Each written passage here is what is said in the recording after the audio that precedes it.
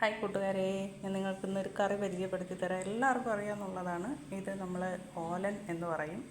ഇത് നാടൻ കറിയാണ്. ഓണമൊക്കെ വരുമല്ലേ, അപ്പോൾ എളുപ്പത്തിൽ തയ്യാറാക്കാൻ വേണ്ടിയിട്ടാണ്. ഇത് കണ്ടല്ലോ, ഇതാണ് ഇളവൻ. ഇതിനെങ്ങനെയാണ് ഇവിടെ ഇങ്ങനെയാണ് പറയുന്നത്. ഇനി ഓരോ സ്ഥലത്തും വേറെ പേരാണെന്ന് എനിക്കറിയത്തില്ല. ഈ ഇളവനും പെരുമ്പയറുണ്ടല്ലോ, ചുമന്ന പയർ, ചെറിയ പയറല്ല, ചുമന്ന പയർ, അതാണ് ഇതിൽ ചേർക്കേണ്ടത്.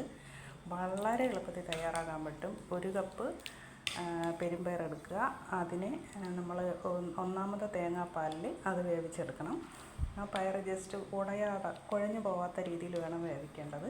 എന്നിട്ട് ഈ ഇളവിനെ, അതായത് ഇതിനെ ചെറിയ ചെറിയ പീസാക്കി സ്ക്വയറായിട്ട് വേവിക്കുക. അതിലേക്ക് ആവശ്യത്തിന് എരിവിന് പച്ചമുളക് ചേർക്കുക, കറിവേപ്പില ചേർക്കുക.